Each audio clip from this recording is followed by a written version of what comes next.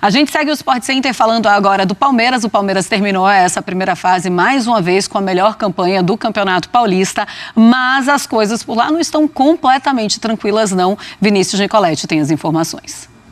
Um abraço a todos que acompanham o Sport Center. Nesta segunda-feira, o Palmeiras informou que vai entrar na justiça nas esferas civil, criminal e esportiva contra o dono da SAF do Botafogo, John Textor, para que ele responda pelas declarações de manipulação de resultados envolvendo a arbitragem no Campeonato Brasileiro do ano passado. O Palmeiras entende que o empresário fez acusações sem apresentar provas.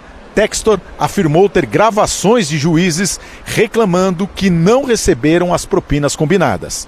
O Palmeiras definiu as declarações do dirigente do Botafogo como irresponsáveis e levianas, que atingem o clube alviverde, atual bicampeão brasileiro.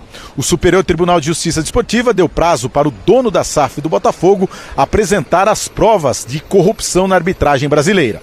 O Palmeiras encerrou a nota, ressaltando o respeito pelo Botafogo, mas criticando a postura do dirigente.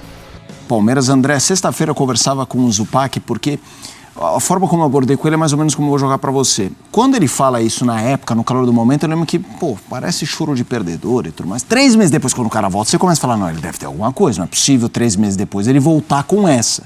Mas aparentemente, pelo menos não de forma pública, isso foi 100% esclarecido, o Palmeiras se manifesta. Como é que você está vendo essa guerra de bastidor e a conduta em geral do John Textor? Eu acho que finalmente chegou a hora da verdade, a hora da revelação para esse dirigente que a gente está aprendendo a conhecer, da mesma maneira que ele está aprendendo a nos conhecer, não só no ambiente do futebol, mas também o ambiente brasileiro de maneira geral, a vida, como nós entendemos as coisas aqui no Brasil.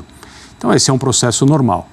Mas há 3 meses ele falou que o Campeonato Brasileiro de 2023 tinha sido manipulado. Foi o que ele falou, com base em um relatório que ele pediu a uma empresa, que ele encaminhou ao STJD com uma solicitação de inquérito, e essa solicitação foi rapidamente descartada pela Justiça Desportiva.